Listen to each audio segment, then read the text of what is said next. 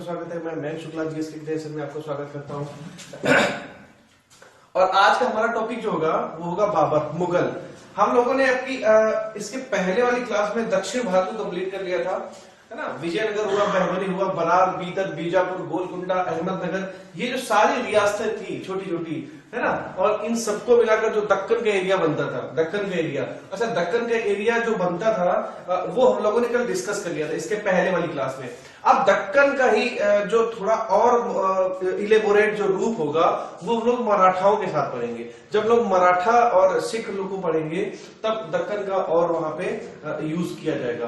बाकी दक्षिण पूरा खत्म हो चुका है। बहमनी, विजयनगर, दक्षिण भारत से ही ऐसे क्वेश्चन पूछे जाते हैं कि विजयनगर साम्राज्य की स्थापना कब हुई, बहमनी साम्राज्य की स्थापना हुई। ये जो सारे क्वेश्चंस हैं हमने सारे वीडियो में पूरा डिटेल से उसको डिस्कस कर दिया है ना। आप लोग उसको देख लें और उसके प्रॉपर नोट्स रेडी कर लें।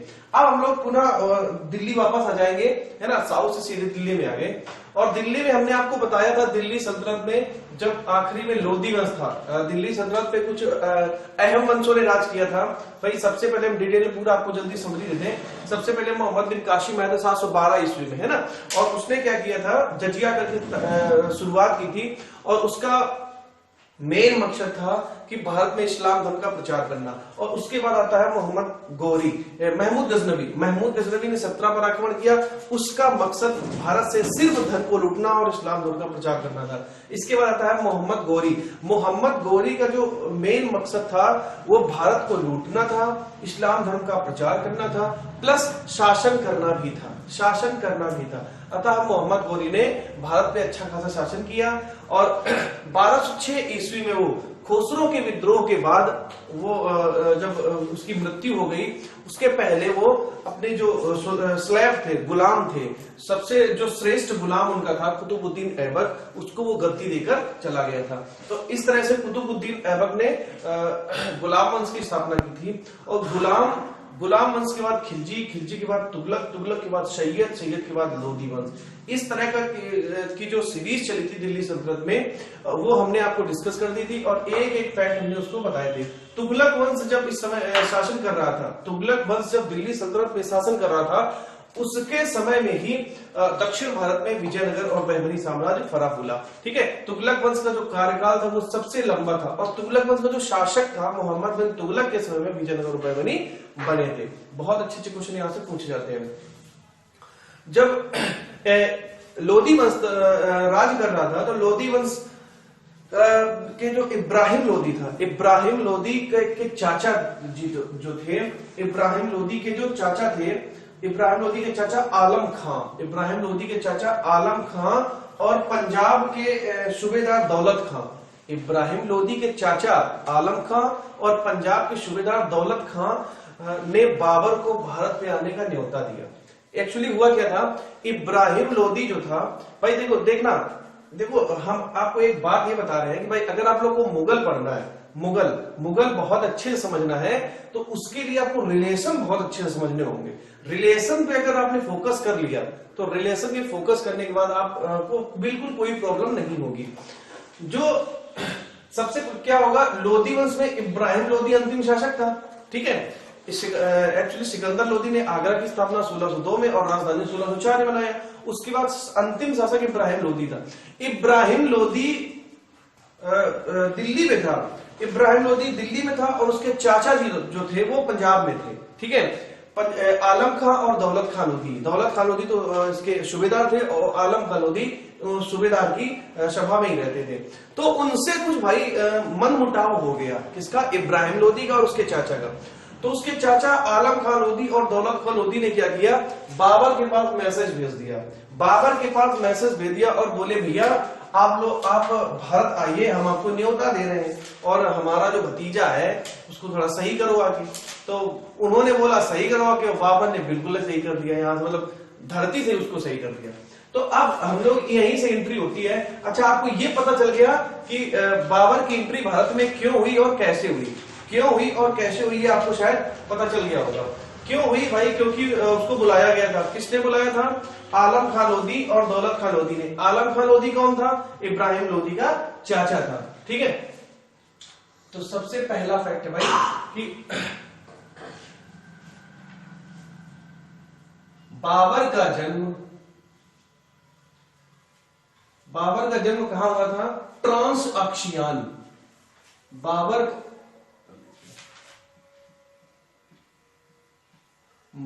का जन्म ट्रांस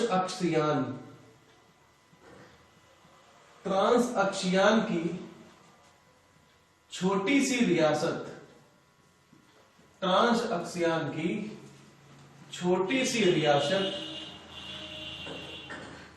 फरगना में हुआ था।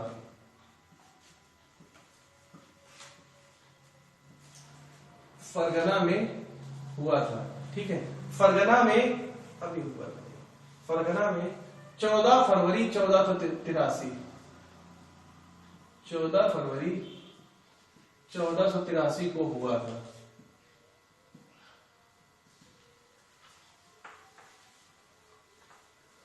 ठीक है। माता कुतलुग निगोर और पिता उमर शेख मिर्जा थे।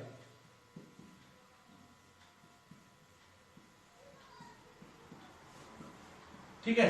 अब देखो भाई बाबर का जन्म कब हुआ था, बहुत इंपॉर्टेंट चीज है, 14 फरवरी। ठीक है, बाबर का जन्म हुआ था 14 फरवरी 1483।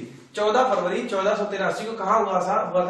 ट्रांस अक्सियान की एक बहुत छोटी सी रियासत थी फरगना। इसकी माता का नाम कुतलुग निगोर और पिता का नाम उमर शेख मिर्जा था। ठीक है, पिता का नाम उमर शेख मिर्जा था। अब देखो ये बाबर क्या था, इसके अंदर दो वंश का खून था, दो अलग अलग रियासतों का खून था, दो अलग अलग मतलब विचारधाराओं का खून था, अलग अलग विचारधाराओं का खून था। देखो ये पिता की तरफ से तुर्क, ये क्वेश्चन पूछा जाता है भाई, ये जो सारे क्वेश्चन अब हम बताएंगे मुगल में, ये सारे इंपॉर्टेंट फैक्ट होंगे और आपको सारे रटने हैं। ठीक है, पिता की तरफ से तुर्क, पिता की तरफ से तुर्क, क्वेश्चन में ले लेना तैमूर का वंशज, पिता की तरफ से तुर्क, तैमूर का वंशज, तथा माता की तरफ से मंगोल, माता की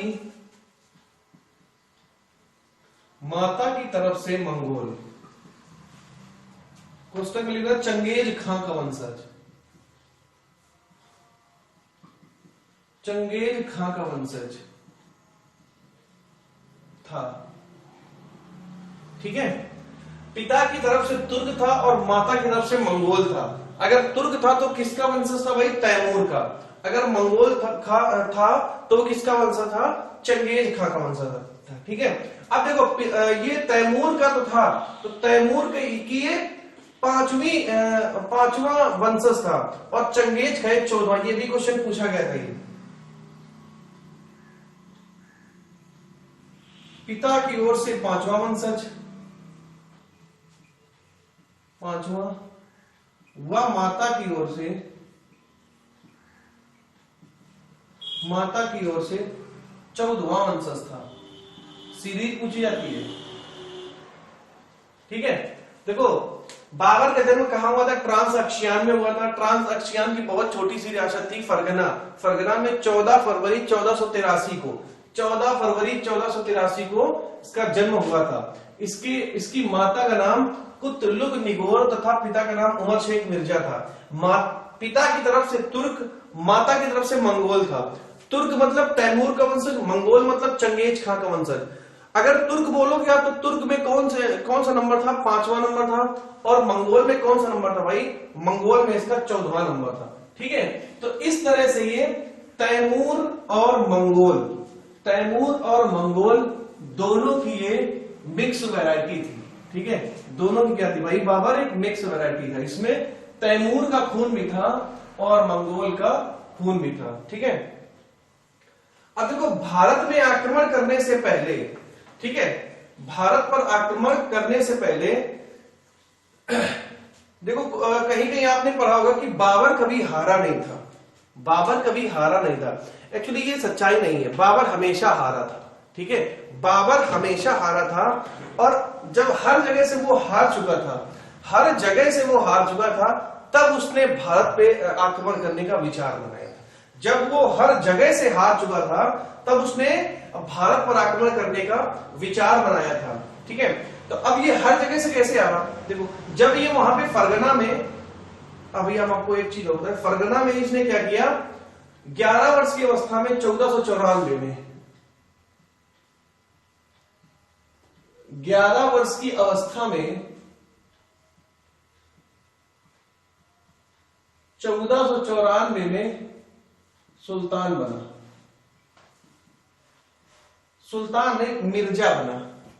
इसके पहले ये मिर्जा, सुल्तान बना ही नहीं था, बादशाह बना था, मिर्जा की उपाधि धारण की, मिर्जा की उपाधि धारण की, मिर्जा की उपाधि धारण की।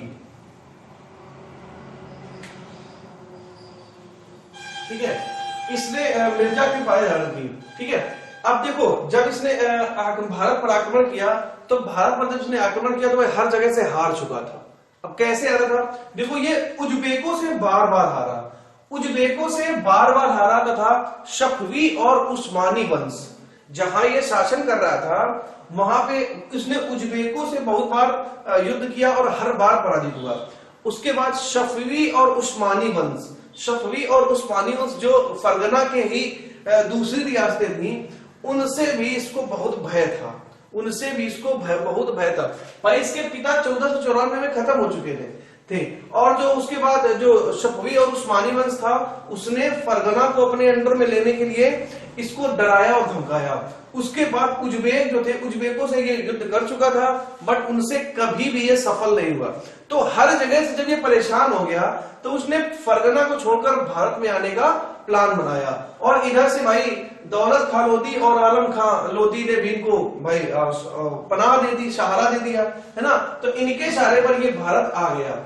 लेकिन ये भारत आने से पहले ये हर जगह से हार चुका था, ये बात याद रखना। भारत पर आक्रमण करने से पहले, भारत पर आक्रमण से पहले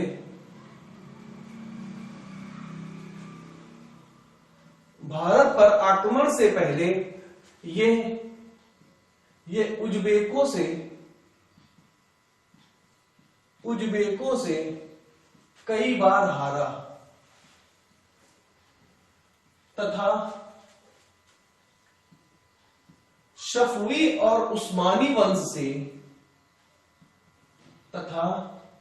शफवी और उस्मानी वंश से भी भय हो गया था, ठीक है। शफवी और उस्मानी वंश से भय हो गया था, ठीक है।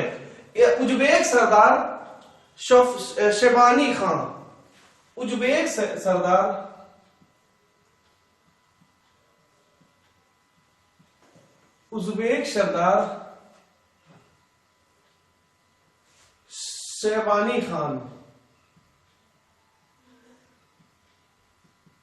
शेबानी खान ने बार बार हराकर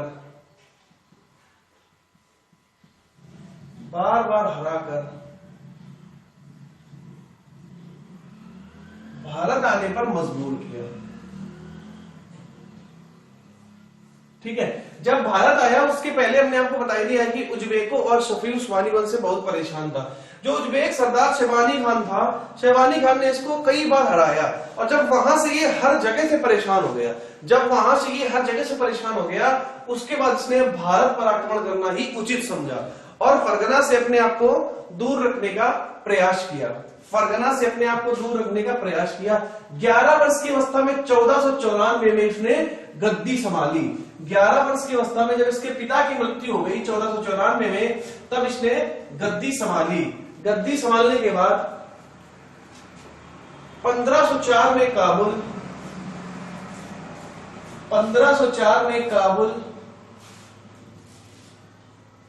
1507 में पादशाह की उपाधि धारण की। ये 1504 में काबुल जीता, ठीक है। 1504 में इसने काबुल जीता और 1507 में इसने पादशाह की उपाधि धारण की, ठीक है। पादशाह की उपाधि धारण की। इससे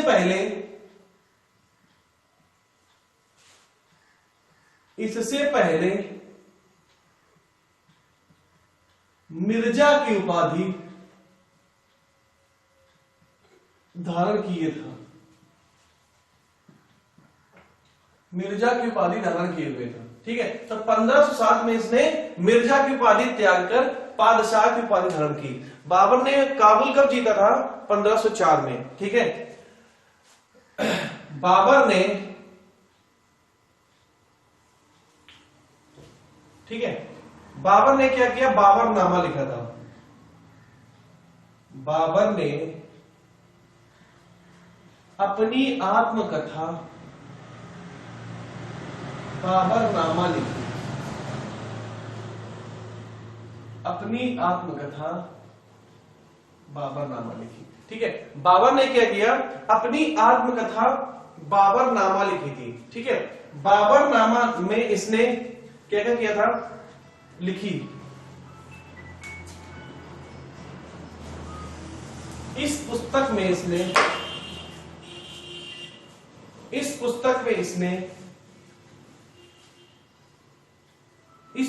इसने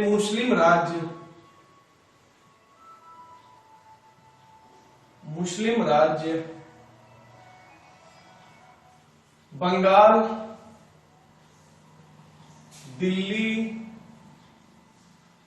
मालवा,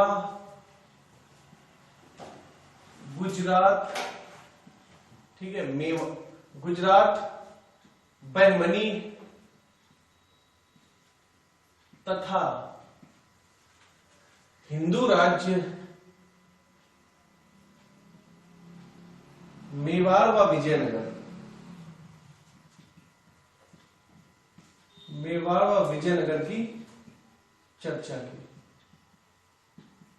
मेवाड़ व विजयनगर की चर्चा की। देखो 1504 में उसने काबुल जीता था और 1507 में पादशाह की उपाधि धारण की। पादशाह की उपाधि धारण करने से पहले इसके पास मिर्जा की उपाधि थी, ठीक है, मिर्जा की उपाधि थी। बाबर ने अपनी खुद आत्मकथा लिखी थी। किस भाषा में लिखी थी? यह तुर्की भाषा में लिखी गई, यह तुर्की भाषा में लिखी गई, यह तुर्की भाषा में लिखी गई, ठीक है। देखो तुर्की भाषा में बाबर ने अपनी आत्मकथा बाबरनामा लिखी, ठीक है, बाबरनामा लिखी। इस पुस्तक में इसने मुस्लिम राज्य बंगाल, दिल्ली, मालवा, गुजरात, बैमनी ये मुस्लिम राज्य थे। ये जो 5 राज्य थे, बंगाल, दिल्ली, मालवा, गुजरात, बैमनी, बंगाल, दिल्ली, मालवा, गुजरात, बैमनी, ये जो 5 राज्य थे ये मुस्लिम राज्य थे और मेवाड़ और विजयनगर हिंदू राज्य थे, जिसकी बाबरनामा में चर्चा की गई है और यह तुर्की भाषा में लिखी गई है। एक फैक्ट और लिख लो, बाबरनामा में कृष्णदेव राय को शक्तिशाली राजा बताया गया। कृष्णदेव राय को शक्तिशाली राजा माना गया,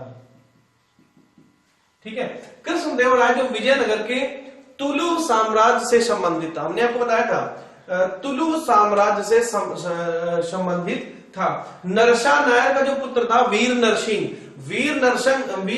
ने तुलु वंश की स्थापना की थी। ये किसका पुत्र था? नरसा नायक का, ठीक है। और इसके बाद कृष्ण जब तुलु वंश की स्थापना की तो अपने आप को द्वितीय बल्लाह पहाड़ घोषित किया।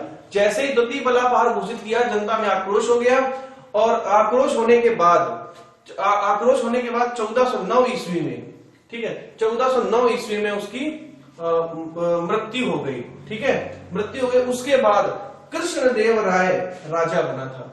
किसके बाद कृष्णदेव राय? किसके बाद बना था? वीर नरसिंह के बाद। वीर नरसिंह किसका पुत्र था? नरसा नायक, है ना। और नरसा नायक को किस लिए रखा गया था? महल में जो राजकुमार होते थे उनके संरक्षण के लिए उसको रखा गया था, ठीक है। तो ये बात है आपको पता कि बाबरनामा के बारे में कितनी जानकारी आपके पास है।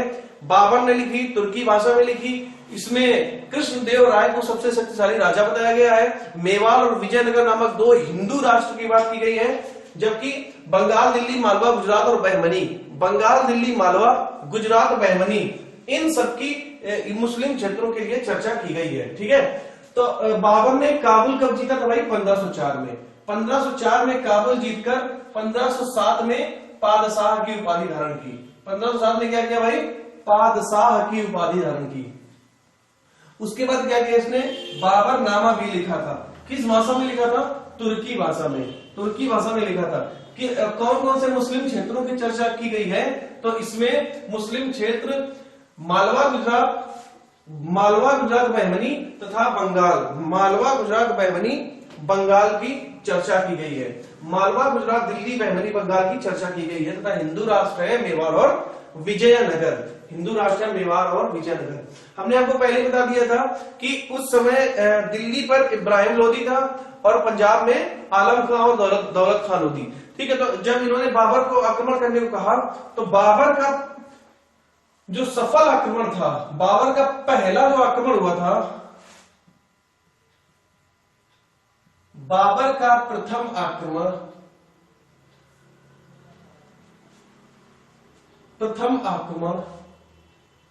1519 में, बाबर का प्रथम आक्रमण 1519 में बाजौर में हुआ। कहां हुआ था भाई? बाजौर में हुआ। इसमें बाजौर में हुआ था। इसमें भेरा का किला जीता गया। भेरा का किला जीता गया। ठीक है, तो बाबर का पहला आक्रमण कब हुआ था? 1519 में। पहला आक्रमण हुआ 1519 में। इसने किया क्या था? 1519 में आकर इसने भेरा का किला भेदा था। भेरा का किला जीता गया और भेरा का किला जीतने के बाद उसने बताया कि इसमें उसने बारूद का प्रयोग किया था। ठीक है, इस किले को जीतने के लिए उसने बारूद का प्रयोग किया। तो इस तरह से भारत में बारूद का प्रयोग करने वाला पहला सुल्तान कौन था या पहला राजा कौन था? तो बारूद का प्रयोग करने वाला पहला राजा था बाबर। तो बाबर मतलब बारूद, बारूद मतलब बाबर। तो बारूद का पहला एक्सपेरिमेंट किसने किया था? तो बाबर था। तो कहां किया था? तो 1519 में पहला आक्रमण हुआ था बाजौर में, और बाजौर आक्रमण का उसने भेरा का किला को जीता था। उस भेरे के किले को जीतने में उसने बारूद का इस्तेमाल किया था। इसके बाद 1526 में पानीपत की प्रथम लड़ाई।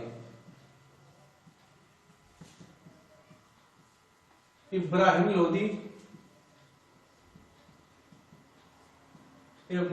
व बाबर के बीच हुई।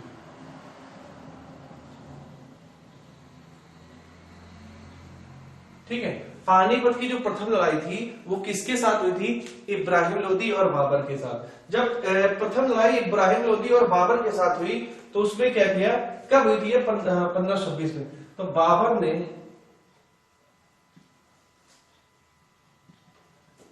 इब्राहिम लोदी को मार डाला।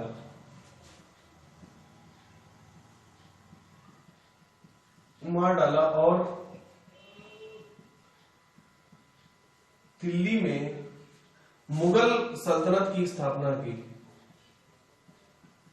दिल्ली में मुगल सल्तनत की स्थापना की। देखो दिल्ली में क्या हुआ? मुगल सल्तनत की स्थापना हो गई। मुगल सल्तनत की स्थापना तो हुई है, इसके साथ ही दिल्ली सल्तनत खत्म हो गया। दिल्ली सल्तनत का अंत हो गया। ठीक है, क्वेश्चन पूछा जाता है कि दिल्ली सल्तनत का अंत कब हुआ? तो 1526 में जब इब्राहिम लोदी मारा गया। और दिल्ली सल्तनत की स्थापना कब हुई थी? तो दिल्ली सल्तनत की स्थापना हुई थी इसके कुतुबुद्दीन ऐबक के समय 1206 ईस्वी में, जब उसने गुलाम वंश की स्थापना की। तो गुलाम वंश के साथ उसने दिल्ली सल्तनत को भी स्थापित किया। अगर क्वेश्चन ये पूछा जाए कि दिल्ली सल्तनत का वास्तविक संस्थापक कौन था, तो आपका आंसर होगा इल्तुतमिश। इल्तुतमिश। कुतुबुद्दीन ऐबक ने ही कुतुब मीनार का निर्माण कराया था, किसकी याद में? बख्तियार काकी की याद में। बख्तियार काकी एक बहुत बड़े सूफी विद्वान थे और उसी के निर्माण कार्य को पूरा कराया था इल्तुतमिश ने, और उसी के निर्माण कार्य को पूरा कराया था मोहम्मद बिन तुगलक ने। कुतुब मीनार एक 5 मंजिला इमारत है, ठीक है। दिल्ली सल्तनत का अंत हो गया तथा इब्राहिम लोदी युद्ध में मरने वाला दिल्ली सल्तनत का प्रथम शासक बना। दिल्ली सल्तनत का प्रथम शासक बना। देखो, दिल्ली सल्तनत का अंत हो गया तथा इब्राहिम लोदी युद्ध में मरने वाला दिल्ली सल्तनत का प्रथम शासक बना। अब देखो, ये आपने क्यों बोला कि इब्राहिम लोदी युद्ध में मरने वाला दिल्ली सल्तनत का प्रथम सुल्तान था? क्योंकि इसके पहले कोई सुल्तान युद्ध में मरा ही नहीं है, कोई भी सुल्तान युद्ध में नहीं मरा है, ठीक है। देख लो भाई, कुतुबुद्दीन ऐबक हुआ। कुतुबुद्दीन ऐबक की मृत्यु हुई थी चौहान खेलते समय। कुतुबुद्दीन ऐबक के बाद आता इल्तुतमिश। इल्तुतमिश अपनी मृत्यु बना था। इल्तुतमिश के बाद रुकनुद्दीन फिरोज अस्थायी शासक बना था। उसके बाद रजिया को डाकुओं ने मारा था, है ना। रजिया के बाद बहराम शाह भी अस्थायी राजा था। बहराम शाह के बाद अलाउद्दीन आलम शाह, वो भी अस्थायी राजा था। नसरुद्दीन महमूद अपनी मृत्यु बना था, ठीक है। नसरुद्दीन महमूद अपनी मृत्यु बना था। उसके बाद बना था बलबन, ठीक है। बलबन भी अपनी मृत्यु ही मरा था। और उसके बाद कैकुवाद को मारा गया था। कैकुवाद को मारा था फिरोज आलम खिलजी ने। कैकुवाद को मारा गया था, युद्ध में नहीं मारा था, धोखे से मारा गया था, ठीक है। उसके बाद जलालुद्दीन खिलजी को भी अलाउद्दीन खिलजी ने धोखे से मारा था। अलाउद्दीन खिलजी अपनी मृत्यु मरा था। अलाउद्दीन खिलजी के बाद मुबारक खिलजी भी अपनी मृत्यु मरा था, उसको किसी ने नहीं मारा था, उसको उतार दिया गया शासन से, ठीक है। उसके बाद आता है गयासुद्दीन तुगलक। गयासुद्दीन तुगलक तो लकड़ी के महल में दबकर मरा था, जो उसके पुत्र जूना खां या मोहम्मद बिन तुगलक ने बनवाया था। कहां बनवाया था? तुगलकाबाद के निकट। उसके बाद मोहम्मद बिन तुगलक आता है। मोहम्मद बिन तुगलक भी अपनी मृत्यु मारा गया था। फिरोज तुगलक, ये सारे अपनी मृत्यु मरे थे। तुगलक के बाद सैयद वंश भी खिज्र खां, वो मरा ही नहीं था। खिज्र खां एक्चुअली जो शाहरुख था, शाहरुख के अंडर में वो काम करता था, तो यहाँ पे कोई परेशानी नहीं होती, है ना। सैयद के बाद लोदी वंश में भी सिकंदर लोदी, बहलोल लोदी, ये सब अपनी मृत्यु मरे थे। इसके बाद आ जाता है इब्राहिम लोदी। तो इब्राहिम लोदी ये एकमात्र ऐसा शासक था जिसने बाबर से युद्ध किया, और बाबर से युद्ध करने के बाद वो युद्ध स्थल पर ही मारा गया था। दिल्ली सल्तनत का ऐसा कोई भी सुल्तान नहीं था जो युद्ध स्थल में मारा गया हो, सिवाय इब्राहिम लोदी, ठीक है। तो आपने यहाँ से 1519 में आक्रमण पढ़ लिया बाबर का। कहाँ किया था भाई? बाजौर में। बाजौर में आक्रमण किया था 1519 में बाबर ने, और क्या जीता था? भेरा का किला। भेरा का किला इसने जीता था। और क्यों, कैसे जीता था? बारूद का प्रयोग करके। बारूद का प्रयोग करके इसने भेरे का किला जीता था। और इस तरह से बारूद का उपयोग करने वाला भारत में पहला शासक कौन था? बारूद का उपयोग करने वाला पहला शासक था भाई बाबर। बाबर मतलब बारूद। अब देखो इसने क्या किया, 1526 में जो पानीपत लड़ा था, पानीपत के युद्ध में इसका कारण क्या था? इसका सेनापतित्व, ठीक है। जो इसके सेनापति थे बहुत ही एक्सपर्ट थे। सेनापतित्व होने के बाद तोफ और बारूद उस समय सिर्फ बाबर के पास ही था, इसलिए तोफ और बारूद की वजह से बाबर हमेशा सबसे जीत जाता था भारत में। अच्छा, अब ये बोलो, ये उज्बेकों और उस्मानी से क्या नहीं जीता? क्योंकि वहां इनसे बड़े बड़े तोप खाने थे, है ना। बाबर उनके सामने कुछ नहीं थे। अब एक्चुअली भारत में तो कुछ है, भारत में तलवार वाला सिस्टम चलता था। तलवार मारो भाई, कट कट लाओ, है ना। और या फिर धनुष बाण वगैरह जो चलते थे। तोप और गोला नहीं था यहाँ पे। तो भाई बाबर ने जैसे ही पूरी सेना देखी, गोला डाला, भाम से मारा, मर गए सब, ठीक है, लो जीत गया। तो ये तोप वाला जो सिस्टम था ये भारत में नहीं था। तोप और बारूद का आविष्कार भारत में बाबर ने ही किया था, ठीक है। पानीपत के युद्ध में, पानीपत का युद्ध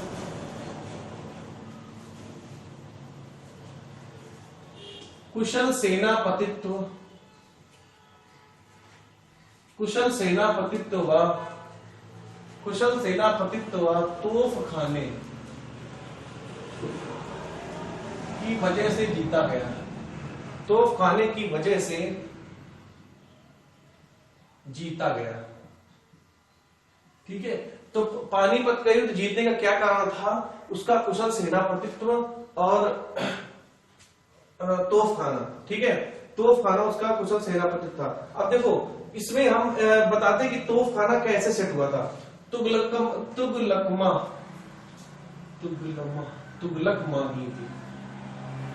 नीति के द्वारा तोप खाने व उस्मानी कोष्टक में रूमी विधि के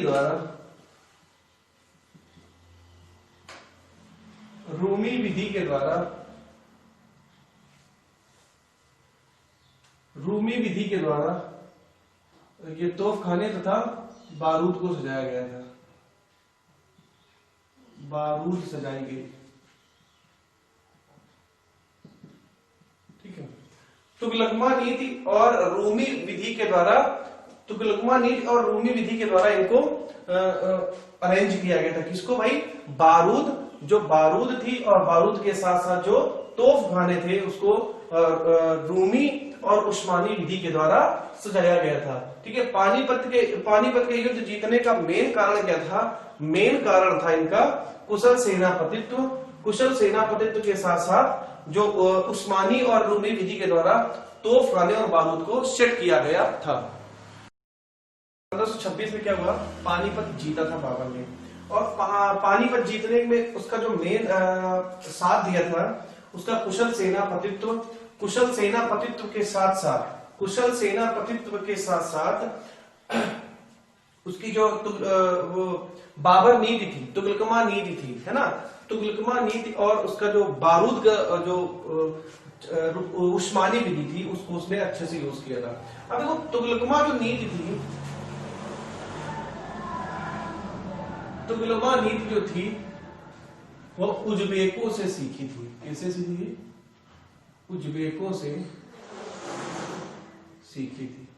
जो तुगलकमा नीति थी वो उज्बेकों से सीखी थी, है ना। और जो बारूद गोले वाली विधि थी, बारूद के गोले या बम तो की नीति किससे सीखी थी भाई? उस्मानियों से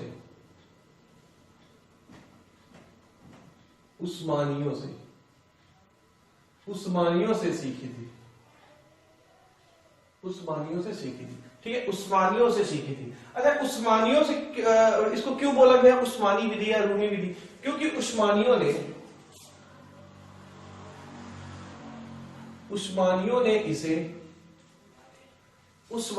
इसे शफवी शासक शाह इस्माइल, जो सफवी शासक था शाह इस्माइल के विरुद्ध यूज किया, के विरुद्ध चलाई। ठीक है, इसमें क्या होता था? दो रथों के बीच तोप रखकर आगे बढ़ते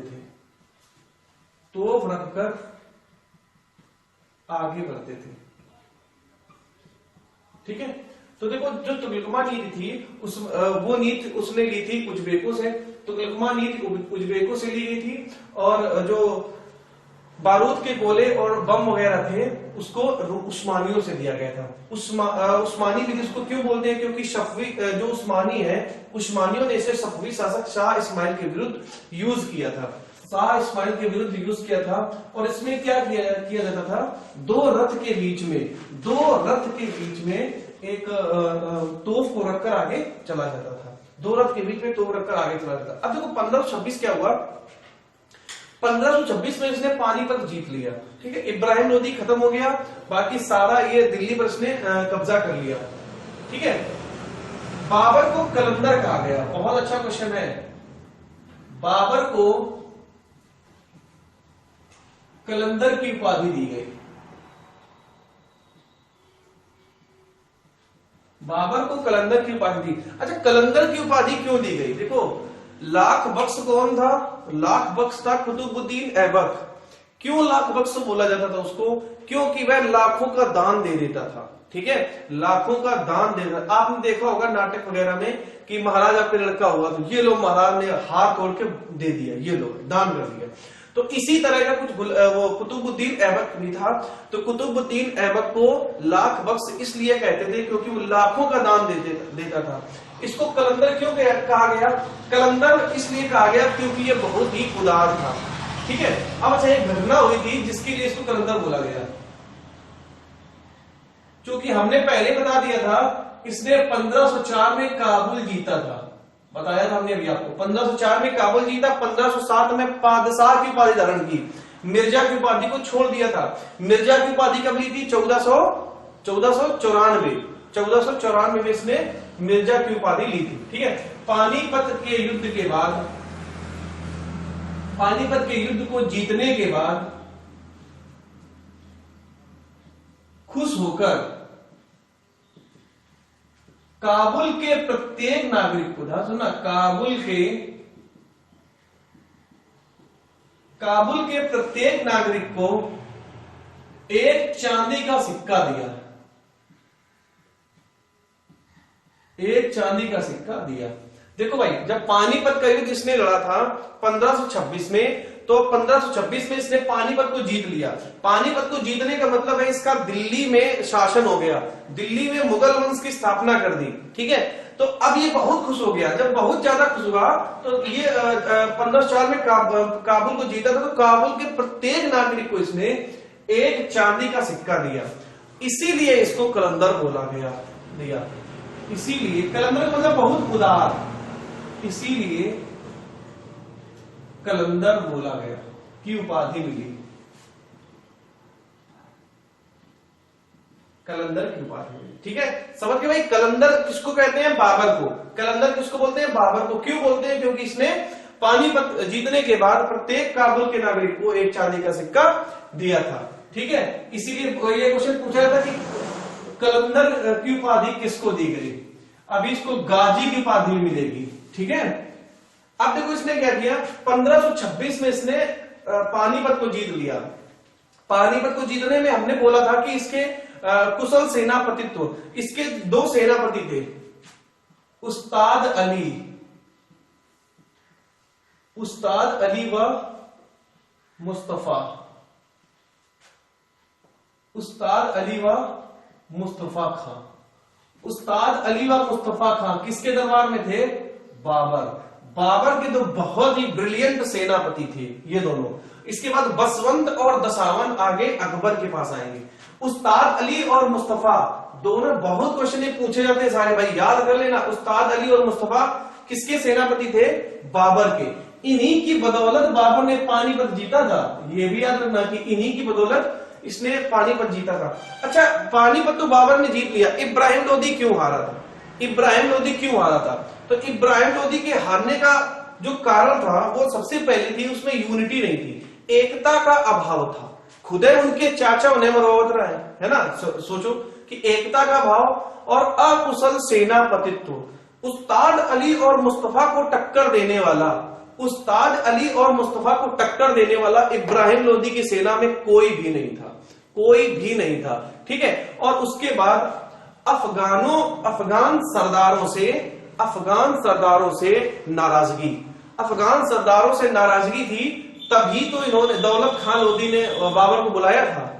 ठीक है, तो ये तीन कारण थे। देखो, एक तो हो गया एकता का भाव, दूसरा हो गया अफगान सरदारों से नाराजगी, और तीसरा हुआ अकुशल सेनापतित्व। बस तीन कारण, तीन महत्वपूर्ण मेन कारण थे। ठीक है, जिसके लिए बाबर के हाथों इब्राहिम लोदी को हार का मुंह देखना पड़ा और युद्ध स्थल में मारा जाने वाला पहला दिल्ली सल्तनत का शासक बना। ठीक है, अब देखो, पानीपत के बाद इसने प्रत्येक काबुल के नागरिक को एक चांदी का सिक्का दिया। चांदी का सिक्का देने के बाद इसको कलंदर की उपाधि मिली। अब इसके बाद नंबर आता है खानवा का। खानवा का युद्ध, खानवा का युद्ध हुआ 1527 में। यहां लिख दो पानीपत 1526। ठीक है, खानवा का युद्ध हुआ 1526 में। हुआ किससे था? इब्राहिम लोदी से। ठीक है, अब खानवा का युद्ध होगा राणा सांगा से। ठीक है, जो पानीपत का प्रथम युद्ध था इब्राहिम लोदी के साथ, तो वो युद्ध था कि बाबर को भारत में एंट्री करनी है। अब जो खानवा का युद्ध है राणा सांगा के साथ, इसमें बाबर ने भारत में बसने के लिए युद्ध किया था। ठीक है, आगरा से 40 किलोमीटर दूर खानवा का युद्ध हुआ। खानवा का युद्ध हुआ किससे हुआ था भाई? राणा सांगा से। राणा सांगा और बाबर के बीच युद्ध हुआ। ठीक है, तो अब देखो खानवा के युद्ध में बाबर ने क्या किया? बाबर ने जिहाद का नारा दिया। बाबर ने जिहाद का नारा दिया तथा मुसलमानों के ऊपर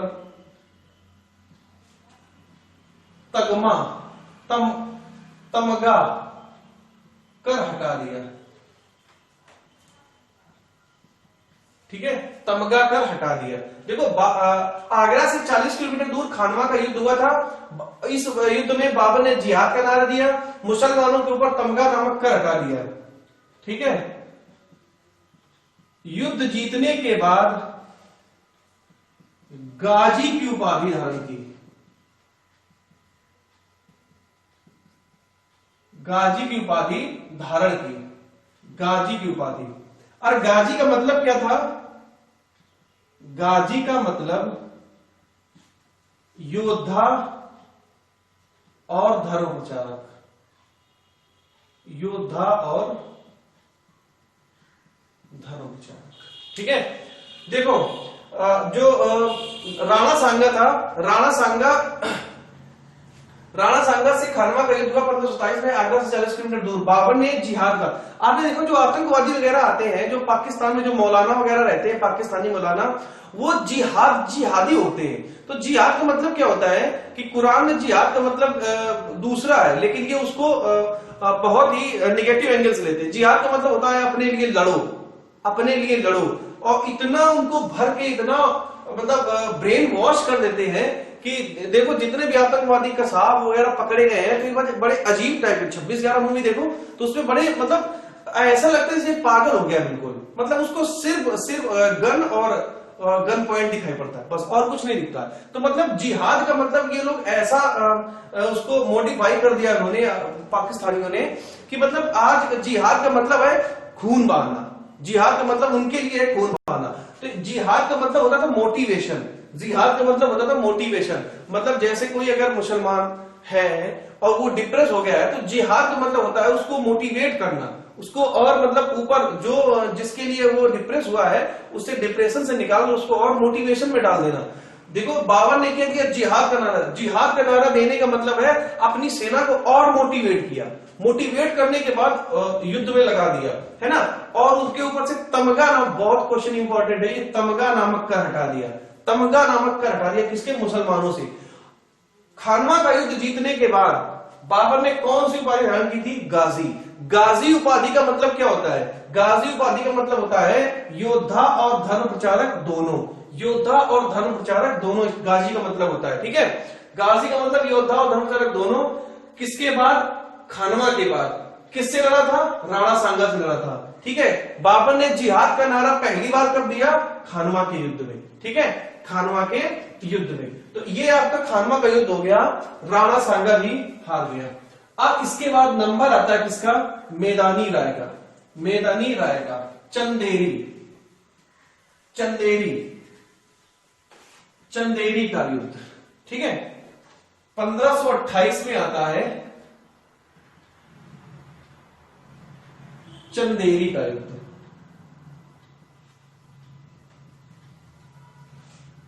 चंदेरी का युद्ध किसने लड़ा था? मैदानी राय से। मैदानी राय भी एक राजपूत था। तो 1528 में चंदेरी का युद्ध लड़ा गया मैदानी राय से। ठीक है। इसमें भी इसने जिहाद का नारा दिया था, इसमें भी इसने जिहाद का नारा दिया और मैदानी राय को हरा दिया।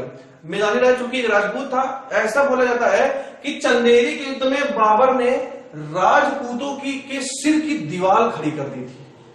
चंदेरी का युद्ध इतना भयंकर था कि बाबर ने राजपूतों के सिर की दीवार खड़ी कर दी थी, ठीक है। और इसके बाद जितनी भी राजपूत स्त्रियां थी, जितनी भी राजपूत स्त्रियां थी, उन्होंने जौहर कर लिया था, जौहर कर लिया था, ठीक है, जौहर कर लिया था। और जो चंदेरी का युद्ध था, चंदेरी का युद्ध मालवा के लिए, यह युद्ध मालवा के लिए लड़ा गया।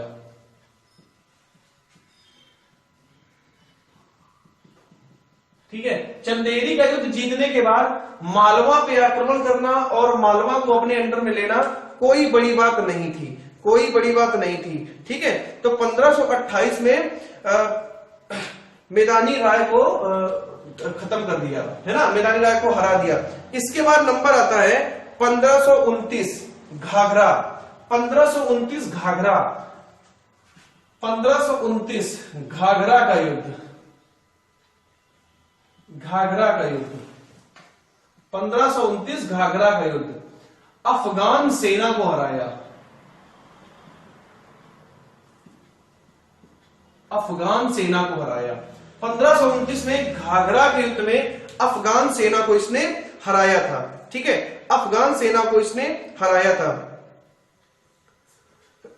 1530 में 26 दिसंबर 1530, 26 दिसंबर 1530 में इसकी मृत्यु हो गई, मृत्यु हो गई और इसको आगरा के नूर अफगान में दफनाया गया। नूर अफगान को ही आराम बाग बोलते हैं, ठीक है, आगरा के आराम बाग में दफनाया गया, आराम बाग में दफनाया गया, आगरा के आराम बाग में दफनाया गया। 1530 से पूर्व भारत ने पूरे भारत पर, बाबर ने लगभग पूरे भारत पर इसने अपना साम्राज्य खड़ा कर दिया था, पूरे भारत पर अपना साम्राज्य खड़ा कर दिया था, स्थायी रूप से ही आ गया था, ठीक है। इसका साम्राज्य था वो सिंधु से लेकर हिमालय तक फैल गया था, इसका जो साम्राज्य सिंध में काबुल से लेकर हिमालय तक फैल गया था। हिमालय मतलब बंगाल, बिहार, इसने सबको जीत लिया था, ठीक है। तो 1530 में जब बाबर की मृत्यु हुई तो 1531 में एंट्री किसकी होती है? हुमायूं की। 1531 में एंट्री होती है हुमायूं की, ठीक है। हुमायूं, बाबर का बेटा हुमायूं, हुमायूं का अकबर, अकबर का जहांगीर, जहांगीर का शाहजहां, शाहजहां का औरंगजेब, सबसे लास्ट में कौन? बहादुर शाह द्वितीय जफर, ठीक है। तो ये पूरा आपका बाबर का डिटेल था, ठीक है। बाबर के बारे में जितने भी क्वेश्चन बनते हैं यहीं से आपके क्वेश्चन बनेंगे, ठीक है। अब कल हम लोग हुमायूं को डिस्कस करेंगे, ठीक है, हुमायूं को डिस्कस करेंगे। और ये जो हमारी मुगल की सीरीज है ये ऐसे ही बहुत ही अच्छे और डिटेल वाइज चलती रहेगी, ठीक है। आज की क्लास हम लोग यही खत्म करते हैं, तब तक खुश रहिए, मस्त रहिए, मुस्कुराते रहिए। चैनल को लाइक शेयर सब्सक्राइब करना बिल्कुल ना भूलें।